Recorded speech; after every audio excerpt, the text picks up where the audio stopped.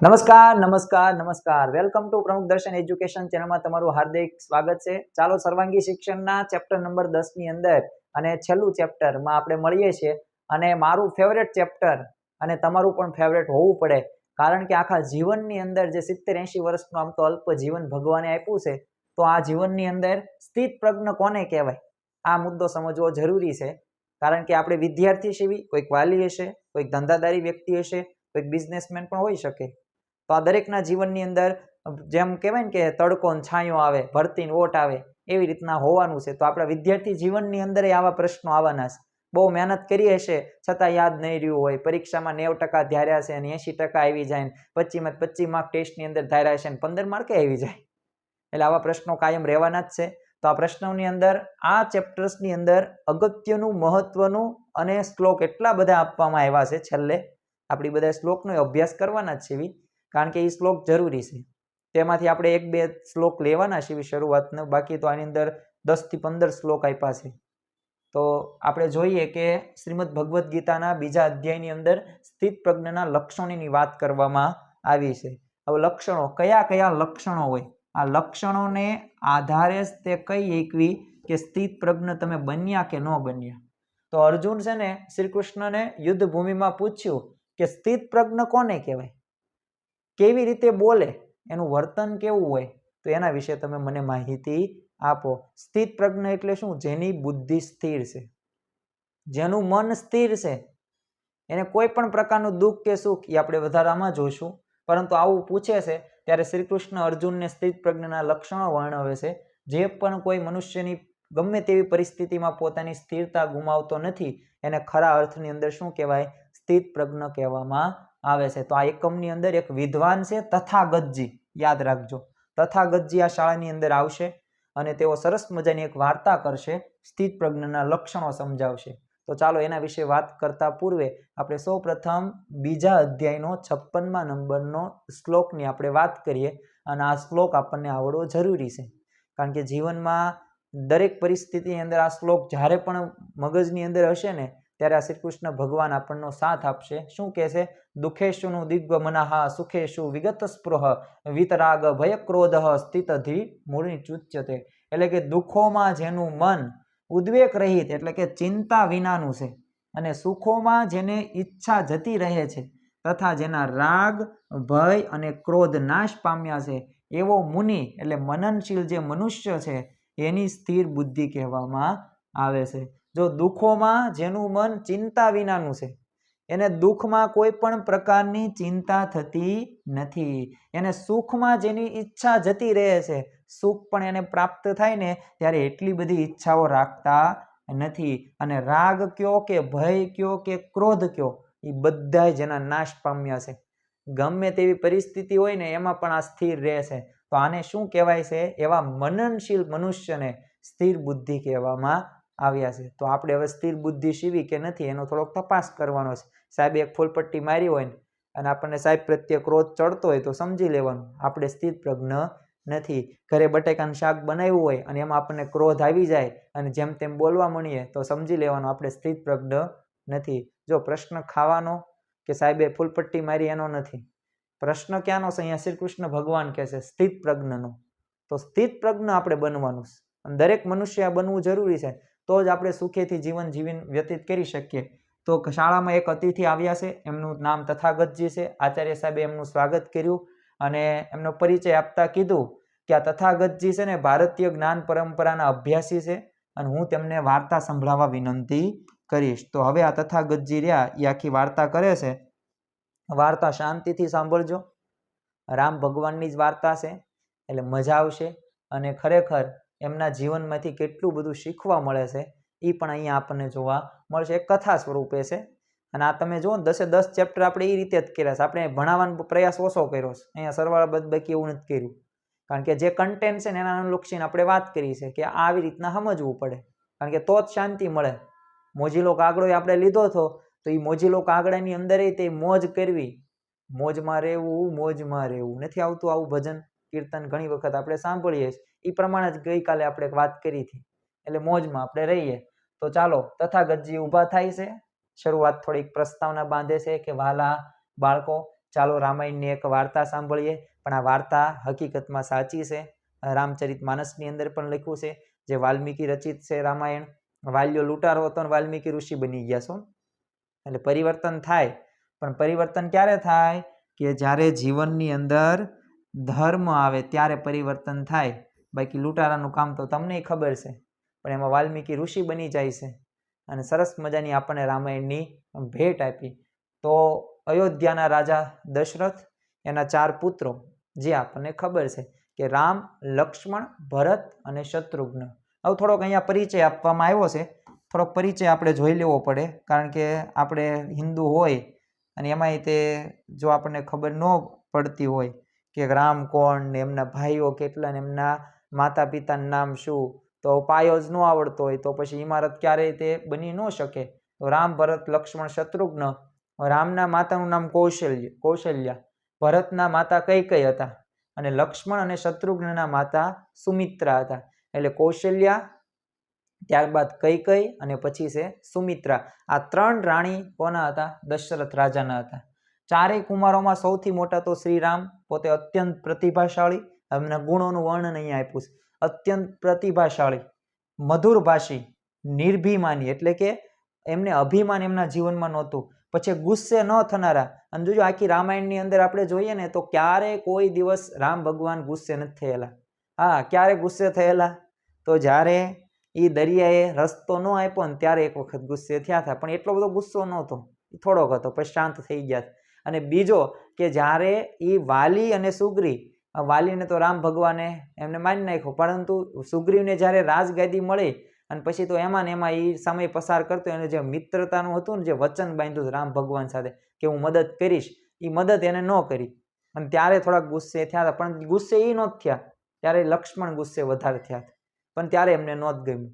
તો થોડીક પરિસ્થિતિ, એ તો એવી ઘટના, તો એવી 0.1% તો માણસ માત્ર ભૂલને પાત્ર. જો માણસથી તો કેટલી બધી ભૂલો થાય છે, તો એ કંઈ ભૂલ ન કહેવાય, પરંતુ એક એ ઉપદેશ આપવા માટે કે આ જવાબદારીથી છટકે ને તો ત્યારે ભગવાને આપણને દંડ તો કરે જ છે. કારણ કે આપણે આપણી જવાબદારી ન નિભાવીએ તો જો આપણને ભગવાન રાજા હોય ને એમાં રંગ કરી નાખે છે, તો અહીંયા તો થવાનું જ છે. તો બીજું કે સંયમી અને સ્થિર બુદ્ધિવાળા હતા, એથી જ પ્રજામાં અત્યંત પ્રિય હતા. યાદ એક એ પણ રાખવું કે તમને લોકો છે ને તમારા પૈસા, તમારી સત્તા, તમારી આવડત એનાથી ઓળખવાના છે, પણ એટલા બધાએ તમે હૃદયની અંદર આત્મસાત નહીં થાય કોઈ માણસ. પણ તમારા ગુણો સારા હશે ને તો તમને કાયમ માટે યાદ રાખશે. બાકી તમે ગમે એટલા પૈસાવાળા હોય, તમારું મૃત્યુ થાય ને પછી 2 દી સંભાળશે, કા 12 દી, હાલો રાખો ને 12 દી, પછી 13મા દિવસે તમને કોઈ યાદ કરશે નહીં. પણ તમને યાદ કોણ કરે? એ તમારી એવી ભક્તિ કે શક્તિ કે એવા ગુણો હોય ને તો. જો હું તમને કહું, મીરાબાઈ, નરસિંહ મહેતા, પછી જલારામ બાપા, વીળાનાથ, આ બધા આપણે તો આમ બોલ્યું એટલે તરત યાદ આવી જાય. કેટલા વર્ષો થઈ ગયા છતાં યાદ છે ને, હજી આને સદીઓ સુધી યાદ રાખશે. કેમ? એમનામાં ગુણો હતા. પ્રમુખ સ્વામી મહારાજ તમે જો, શાસ્ત્રીજી મહારાજ જો, ગુણાતીતાનંદ સ્વામી જો, એમનું એક કાર્ય બોલતું હતું, એમના ગુણો હતા અને ગુણોથી વ્યક્તિ મહાન બને છે. હવે આગળ વાત જાય છે, સમય જતા દશરથ રાજા થોડાક વૃદ્ધ થાય છે. એક વખત સવારે અરીસામાં પોતે જોવે છે, એટલે કાન હેઠે છે ને ધોળા વાળ આવી ગયા છે થોડાક. એટલે અત્યારે તો સ્વાભાવિક છે, નાના બાળકને ધોળા વાળ આવી જાય, એટલે અત્યારે કાંઈ એવું કાંઈ ત્યાગ કરવાની જરૂર નથી. પણ ત્યારે એવું બધું હતું કે ધોળા વાળ આવી જાય એટલે જવાબદારી બધી આપણે મૂકી દેવાની, ત્યાગ કરી નાખવાની. એટલે એને વિચાર આવ્યો કે હવે છે ને હું બહુ લાંબુ જીવી શકીશ નહીં, એટલે આ મોટો મારો છોકરો છે જે રામ, આ જો રાજગાદી સંભાળે તો સારું મારી ઉપસ્થિતિની અંદર. એટલે એને તો સભાજનો બધાને બોલાવ્યા અને વાત કરી કે આપણે આવતીકાલે જ તે રામ રહ્યા ને એમને આપણે ગાદી સોંપવાની છે અને શુભ દિન છે, એટલે બધાએ તે રાજ્યાભિષેક કરવા માટે આપણે આયોજન કરીએ. એટલે બધા સંમત પણ થઈ ગયા અને કીધું બધાએ કે ઓહો, અમારું સૌભાગ્ય કહેવાય અને અમારી બધાની સંમતિ છે, એટલે તમે એવું કરો. હવે દશરથ રાજાએ મંત્રી સુમંત્ર હતા, એ સુમંત્રને બોલાવીને કીધું કે સુમંત્રજી તમે તરત જ જાઓ અને રામને અહીં તેડી લાવો. એટલે કીધું સુમંત્રએ જેવી તમારી આજ્ઞા. હવે સુમંત્ર તો તરત ગયા, શ્રીરામને સન્માનપૂર્વક રથની અંદર બેસાડીને રાજા દશરથ પાસે લઈ આવ્યા. હવે શ્રીરામે સૌપ્રથમ વિવેક દાખવ્યો અને વંદન કરતા કહ્યું કે પિતાજી, આપના સંદેશ પ્રમાણે હું આવ્યો છું, આપ આદેશ કરો મારે શું કરવાનું છે. જો રઘુકુલ રીત સદા ચલ્યાય, પ્રાણ જાય પણ વચન ના જાય. આ રઘુકુળની એક રીત હતી અને એક પરંપરા હતી અને એ પરંપરા ચાલે છે. તો દશરથ રાજાએ તો અત્યંત વહાલથી શું કીધું કે પુત્ર, તારા ઉમદા ગુણોને કારણે તું મને અત્યંત પ્રિય છો અને રાજસભાની સર્વસંમતિ છે અને સ્વયં મારી પણ એવી ઈચ્છા છે કે આવતીકાલે સવારે તને પુષ્પ યોગમાં તારો રાજ્યાભિષેક થાય.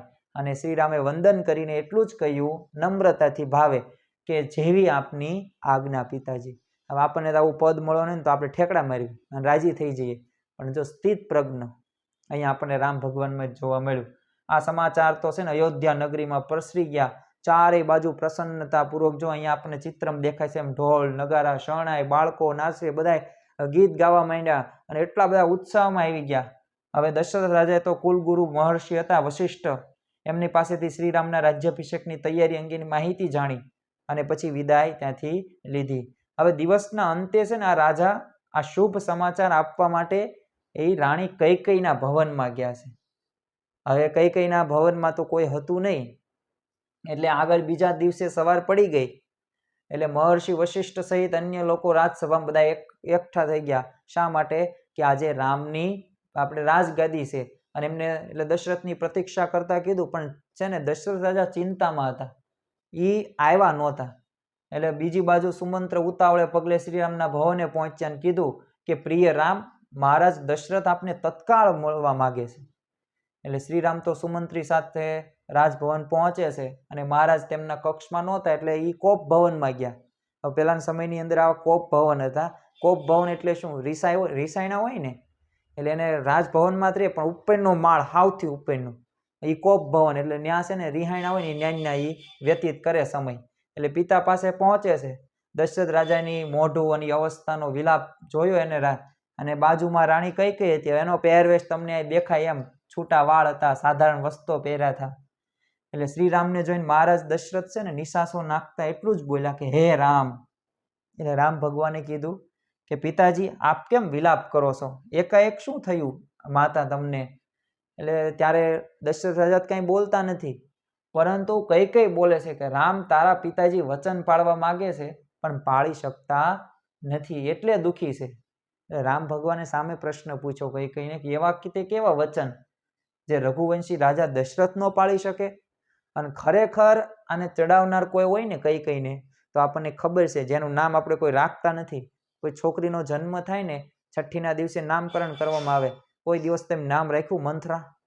કૈકેયીનું નામ ઓછું રાખવામાં આવે છે, કારણ કે અત્યારે મંથરા તો એ મંથરા હતી ને એને તાને ચડાવ્યો થાય વચનો યાદ કરાવ્યા અને તેમને આ વચન બહુ આકરા લાગે છે. કીધું કે તમે કયો તો ખરા.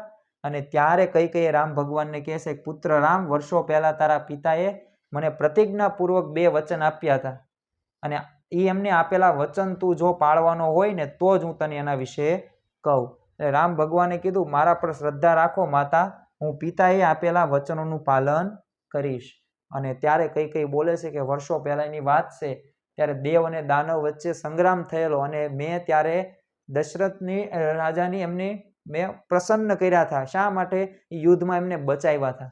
એટલે એમાં એમને મને 2 વરદાન આપ્યા. રામ ભગવાન કહે છે કયા 2 વરદાન? એટલે કૈકેયીએ કીધું કે 2 વરદાનમાં હું પહેલું વરદાન કે મારા ભરતને રાજ્યાભિષેક થાય અને બીજું એ કે તને 14 વર્ષનો વનવાસ થાય. આ કૈકેયી બોલે છે, જે હકીકતમાં રામ ભગવાનને રામ રહ્યા ને એ એમને ગમતા જ હતા અને ભરત કરતાં વધુ પ્રેમ છે ને રામ ભગવાનને કરતી, પરંતુ મંથરાએ ચડાવેલી હતી ને એટલે જો એના લીધે આ થયું. અને માતાના કૈકેયીના વચન સાંભળીને શ્રીરામને થોડોક પણ ત્યારે શોક ન લાગ્યો અને ખાલી શું કીધું, બસ આટલી જ વાત? આટલી વાતમાં પિતાજી મૂંઝાય છે? એમના બંને વચનોનું પાલન થશે અને હું વનમાં 14 વર્ષ વનમાં જઈશ અને ભરતને બસ રાજ્યાભિષેક થશે અને આજ્ઞા હું પાળું છું. અને ત્યારે ખરેખર એ રામ ભગવાને બોલ્યા એટલું જ નહીં, એમને કરી પણ બતાવ્યું. એમને કૌશલ્યાને મળવા જાય છે ભવનમાં અને વાત કરી કે આ રીતે વચનો છે એટલે મારે હવે વનમાં 14 વર્ષ માટે જવું પડશે. કૌશલ્યા માતા સમજાવે છે પણ માનતા નથી. સાથે સાથે અહીંયા વાત પૂરી નથી થતી, ત્યારે લક્ષ્મણ હતા ને એ પણ એમ કહે છે કે મારે પણ વનમાં તમારી સાથે આવવું છે. સમજાવે છે કે મને એકને જ કીધું પણ છતાં પણ ભાઈ કોને કહેવાય? તો પોતાનો ભાઈ મુશ્કેલી પરિસ્થિતિમાં છે અને આ મુશ્કેલ પરિસ્થિતિ અંદર સાથ આ લક્ષ્મણે આપ્યો. અને ખરેખર આમાંથી એક એ શીખવા જેવું કે લક્ષ્મણે 14 વર્ષ સુધી બે પાત્રો એવા છે કે બે પાત્રો હકીકતમાં તમને 24 કલાક, કોઈ દિવસ 24 કલાક જાગી ન શકીએ, પરંતુ લક્ષ્મણ અને લક્ષ્મણની જે પત્ની આ 24 કલાક સુધી જાગતા હતા. શા માટે? કારણ કે લક્ષ્મણ અહીંયા રામની સેવા 14 વર્ષ વનમાં કરી, રાત દિવસ, અને સામે અયોધ્યાની અંદર તે લક્ષ્મણની જે પત્ની હતી એને પણ 24 કલાક સુધી તેઓ જાગ્યા હતા. તો જો આવી પતિવ્રતા પણ સ્ત્રી હતી અને સાથે સાથે એ ભાઈ પ્રત્યેનો પ્રેમ અહીંયા આપણને જોવા મળે છે. બીજું અહીંયા આપણને એ પણ જોવા મળે કે પત્ની કેવી હોય પડે, તો સીતામાં પણ તૈયાર થઈ ગયા કે હું પણ તમારી સાથે આવીશ. અને એ આભૂષણો હતા ને, વલ્કલ વસ્ત્રમાં આવી ગયા, સાધારણ કપડાં, અને બહાર લોકો તો આમ શ્રીરામની પ્રતીક્ષા જ કરતા હતા. અને શ્રીરામ સાથે આટલું બધું અનિષ્ટ થયું ને, જે કોઈ આપણી સાથે થોડીક પરિસ્થિતિ બને ને તો આપણે રોવા મળીએ, હતાશ થઈ જાય, નિરાશ થઈ જાય. પરંતુ અહીંયા થોડોક પણ છે ને એમના ચહેરા ઉપર ભાવ ફેર થતો જોવા મળતો નથી, અને દુઃખનો પણ અહીંયા લાગણી એમને જોવા નથી મળતી. તો આવી રીતે તથાગતજીએ પછી વાર્તા પૂરી કરી અને પછી સમજાવે છે કે બાળ મિત્રો, તમે જોયું ને, જે શ્રીરામને રાજગાદી મળવાની હતી અને 14 વર્ષનો વનવાસ મળવાનો હતો, છતાં સુખ કે દુઃખમાં પણ તેઓ સમાન વર્ત્યા છે. આને સ્થિત પ્રજ્ઞ કહેવાય છે અને એમને આપણે વંદન કરીએ છીએ. હવે થોડાક બાળકો પ્રશ્ન પૂછે છે, તો વાહ, એટલે જ તે સુખમાં અને દુઃખમાં સમાન રીતે વર્તે એને સ્થિત પ્રજ્ઞ કહેવાય, ખરું ને? એટલે સામે તથાગતજી પણ શું કહે છે કે હા, એટલું જ નહીં કે નિર્ભયતા, સંયમ રાખવો, ક્રોધ ન કરવો, દ્વેષ ન કરવો, સુખ દુઃખમાં સંતુલન રાખવું અને ક્ષમા, આ બધા ગુણ જ્ઞાને એ મનુષ્યમાં હોય ને એને સ્થિત પ્રજ્ઞ કહેવાય. મને એક પ્રશ્ન થયો, કોઈ એક જ મનુષ્યમાં આ બધા ગુણ હોઈ શકે? એટલે ત્યારે તથાગતજી આગળ કહે છે ને, હા, કેમ નહીં? તમે શ્રીરામના જીવનનો એક જ પ્રસંગ સાંભળ્યો, પણ જો તમને તેમનું સમગ્ર જીવન જાણશો ને તો બધું સમજાઈ જશે ને એમનામાં બધાય ગુણો છે. શ્રીમદ ભગવદ્ ગીતાની અંદર જે અર્જુનને શ્રી કૃષ્ણ ભગવાનને લક્ષણો કહે છે ને, એ લક્ષણો આ બધાય તે શ્રીરામ ભગવાનમાં હતા. ચાલો, એ લક્ષણો કયા કયા? તો પહેલું જ લક્ષણ સંતુષ્ટ, ગમે તે મળે ને એમાં સંતુષ્ટ છે. બીજું ભય રહિત, એને ભય નથી કોઈ. ચિંતા રહિત, એને ચિંતા કોઈ પરિસ્થિતિ નથી. રાગ દ્વેષ રહિત, કોઈ પ્રત્યે રાગ નથી, દ્વેષ નથી, આવો ને આવીને આના સાથે આમ કરવું જોઈએ એવું કાંઈ નહીં. શુભ કે અશુભમાં સ્થિર, શુભ થાય તોય સ્થિર, અશુભ થાય તોય સ્થિર. ક્રોધ રહિત છે, ક્રોધ તો ક્યારે એને ઉત્પન્ન થતો નથી. પ્રસન્ન ચિત્ત અને શાંત ચિત્ત, ગમે તેવી પરિસ્થિતિ ન મૂકો, એ પ્રસન્ન જ છે, એનું બુદ્ધિ સ્થિર જ છે, સ્થિર બુદ્ધિ છે, એ આપણી જેમ ફેરફાર થતો રહે નહીં. અને છેલ્લે નિર્ભિમાની, એટલે નિર્માનીપણું, અહમ શૂન્યતા, અભિમાન નહીં કે મેં આવું કર્યું, મારી લીધે જ થયું, આવું એનામ જોવા મળતું નથી. તો આને સ્થિત પ્રજ્ઞ કહેવામાં આવે છે. શ્રીમદ ભગવદ્ ગીતામાં સ્થિત પ્રજ્ઞના લક્ષણનું વર્ણન છે. તો ચાલો આપણે સૌ સાથે મળીને આ શ્લોકનું ગાન કરીએ. તો આની અંદરથી આપણે ફરી વખત એ શ્લોકનું આપણે ગાન કરીએ અને આગળ વધારીએ. બે ત્રણ શ્લોક લઈએ કે સ્થિત પ્રજ્ઞશ્ચ કા ભાષા સમાધિશ્ચ કેશવ સ્થિત ધિકી પ્રભાષેન કિમાસીન વ્રજતે કિમમ. હે કેશવ, પ્રશ્ન પૂછે છે અર્જુન શ્રી કૃષ્ણ ભગવાનને કે સમાધિમાં સ્થિર બુદ્ધિ મનુષ્યમાં ક્યાં લક્ષણ છે? સ્થિર બુદ્ધિ મનુષ્ય કેવી રીતે બોલે છે, કેવી રીતે બેસે છે, કેવી રીતે ચાલે છે, એ અમને કે એનો વ્યવહાર કેવો હોય? ત્યારે શ્રી કૃષ્ણ ભગવાન શું બોલે છે કે હે અર્જુન, જ્યારે મનમાં રહેલી બધી ઈચ્છાઓને ત્યજવાની છે અને મનમાં આત્મા વડે સંતુષ્ટ થાય ત્યારે સ્થિર બુદ્ધિ કહેવાય. એટલે આત્મા વડે આપણે વર્તવાનું છે અને સ્થિર રાખવાનું છે ગમે તે પરિસ્થિતિની અંદર. આગળ કહે છે કે દુઃખમાં જેનું મન ઉદ્વેગ રહિત છે, સુખમાં જેની ઈચ્છા જતી રહે છે, જેના રાગ ભય કે ક્રોધ નાશ પામ્યા છે, એને સ્થિર બુદ્ધિ કહેવામાં આવે છે.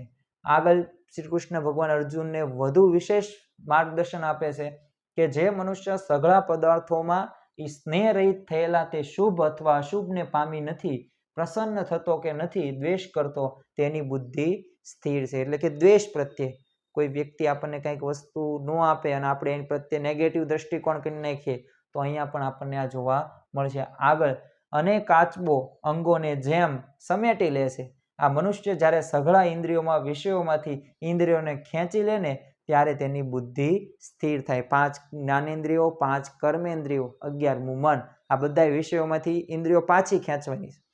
એ બધી મુક્તપણે વર્તવાની નથી. વિષયોને ગ્રહણ ન કરનાર દેહીભિમાની વિષયો નિવૃત્ત થઈ જાય, રાગ જતો નથી. પરમાત્માનો સાક્ષાત્કાર કરવાથી આ સ્થિર બુદ્ધિવાળાને રાગ પણ જતો રહે છે. શું કીધું અહીંયા? વિષયોમાં નિવૃત્ત થઈ જાય છે. એને કોઈ વિષયોમાં એટલું બધું મળે કે ન મળે એમાં એનો કોઈ પણ પ્રકારનો રાગ દ્વેષ રહેતો નથી. એ અર્જુન, જેથી પ્રયત્ન કરનાર બુદ્ધિમાન મનુષ્યના મનને પણ વલોવી નાખનારી ઇન્દ્રિયો પરાણે હરી લે છે. એટલે હકીકતમાં ઇન્દ્રિયો રહે ને એ જ ભગવાન સુધી આપણને પહોંચવા નથી દેતી. કોઈ કર્મ કરવું હોય ને, ભણવું હોય, વાંચવું હોય, લખવું હોય, તો ત્યાં આપણને ઇન્દ્રિયો નડવાની છે. તો એને આપણે ઈચ્છા રહિત બનાવવાની છે અને આપણા કેદમાં લેવાની છે. એ કેમ આપણે નથી કરવાનું? આપણે કેવી નિયમી કરવી પડે. તે સઘળી ઇન્દ્રિયોને વશ કરીને ચિત્તને સ્થિર કરી પ્રભુ પરાયણ થા. કેમ કે ઇન્દ્રિયો જેને વશ હોય ને એની જ બુદ્ધિ સ્થિર થાય છે. અહીંયા બુદ્ધિ સ્થિર થવાની વાત ક્યારે કરી? કે જ્યારે ચિત્તને સ્થિર કરીને પ્રભુ પરાયણ કરવાનું. ચિત્તને સ્થિર કરવાનું છે, મનને સ્થિર કરવાનું છે અને આગળ વધવાનું છે. ચિત્ત નિર્મળ થતા, પરંતુ જેને વશ છે એવા રાગ દ્વેષ રહિત પોતાને વશ કરેલી ઇન્દ્રિયો વડે વિષયોને ભોગવતો છતાં ચિત્તની નિર્મળતા પામે છે. એટલે આને ભોગવે છે ને છતાં પણ નિર્મળ છે. કેમ? કારણ કે એને કોઈ પણ પ્રકારનો રાગ દ્વેષ એના જીવનમાં નથી. એની બુદ્ધિ સ્થિર છે અને નિર્ચિત નિર્મળ થતાં એના બધા દુઃખોનો નાશ પામે છે. કેમ કે નિર્મળ ચિત્તવાળા મનુષ્યને જ્ઞાન જલ્દી સ્થિર થઈ જાય છે. અને હવે હજે પણ 4, 5, 6 શ્લોક આપવામાં આવ્યા છે, પણ આ શ્લોક તમે વાંચી શકો છો. ખરેખર આપણે જે ચેપ્ટરો ભણ્યા એની અંદર 10 ચેપ્ટરોની અંદર એક પ્રકારની સમજણ હતી અને આ સમજણ રહી આપણે તો વિદ્યાર્થી છીએ, તો આ વિદ્યાર્થી જીવનની અંદર જ આપણને કામમાં આવવાની છે. એટલે આ 10 ચેપ્ટરો હજી પણ જેને ન જોયા હોય એ જોઈ લેવા વિનંતી. કારણ કે આ કોઈ એક કથા કે કોઈ શ્રીમદ ભગવદ્ ગીતાના શ્લોક નથી, પરંતુ આ 10 ચેપ્ટરો એવી રીતે ડિઝાઇન કરવામાં આવ્યા છે કે કોઈક વિદ્યાર્થી હોય તો આ વિદ્યાર્થીને પણ ફાયદો થાય, સાથે સાથે કોઈ શિક્ષક હોય તો એને પણ ફાયદો થાય. કારણ કે એના જીવનની અંદર પણ પ્રશ્નો તો આવવાના છે. આજે દરેક વ્યક્તિના જીવનમાં પ્રશ્નો આવવાના છે. પછી સામાન્ય એવા લોકો હોય ને તો એના માટે પણ આ મહત્વનું છે. આ કોઈ ધોરણ 6 થી 8ની સર્વાંગી શિક્ષણના 10 ચેપ્ટર નથી. આ તો દરેક વ્યક્તિના જીવનની અંદર આ ચેપ્ટરો હોવા જરૂરી છે. એટલે ખાસ તમે પણ પહેલા ચેપ્ટરથી લઈને 10મા ચેપ્ટર સુધીનો અભ્યાસ કરજો. અંદાજિત મારા અંદાજે 140 થી 170 આ મિનિટનું કન્ટેન્ટ છે. એટલે 3 થી 4 કલાકની અંદર તમને આ 10 ચેપ્ટર સમજાઈ જશે. અને મને જેટલું આવડતું હતું અને મેં જેટલું સમજતું છું એટલું મેં તમને સમજાવવાનો પણ પ્રયત્ન કર્યો છે. પણ હજી પણ આમાં વિશેષ આપણે નવું શીખવા મળે, પરંતુ આનો આપણે નિત્ય થોડોક અભ્યાસ રાખીએ. અને શ્રીમદ ભગવદ્ ગીતાના જે 700 શ્લોક છે, જેમ ગાંધીજીએ દાંતણ કરતાં કંઠસ્થ કરી નાખ્યા, તો આપણે આમાંથી 700માંથી 50 શ્લોકો તો એવા કંઠસ્થ કરીએ કે આપણા જીવનમાં બનતી દરેક પરિસ્થિતિમાં આપણે સ્થિર રહી શકીએ. તો ખરેખર મને પણ આ 10 ચેપ્ટર ભણાવવાની મજા આવી, તમને પણ મજા આવી હશે. થોડીક કંટાળો પણ આવ્યો હશે, પરંતુ જ્ઞાન એવું છે કે હકીકતમાં મનને એવું ગમતું નથી. આની જગ્યાએ હું તમને જોક્સ કહું કે ગેમ રમાડું તો એમાં થોડુંક મનને વધુ ગમે છે, પરંતુ વાસ્તવમાં એ મનોરંજન છે. એમાંથી આપણી પ્રશ્નો સમાધાન નથી થતા, પણ સમાધાન કરવા હોય ને તો આ જાણવું જરૂરી છે. તો ચાલો બીજા કંઈક નવા ટોપિક સાથે, નવા વિષયો સાથે મળશું. ત્યાં સુધી જોડાયેલા રહો ચેનલની અંદર. જો તમે નવા હોય તો ચેનલને લાઇક કરજો, સબસ્ક્રાઈબ કરજો અને શેર પણ અવશ્ય કરજો. જય હિન્દ, જય ભારત, જય જય ગરવી ગુજરાત.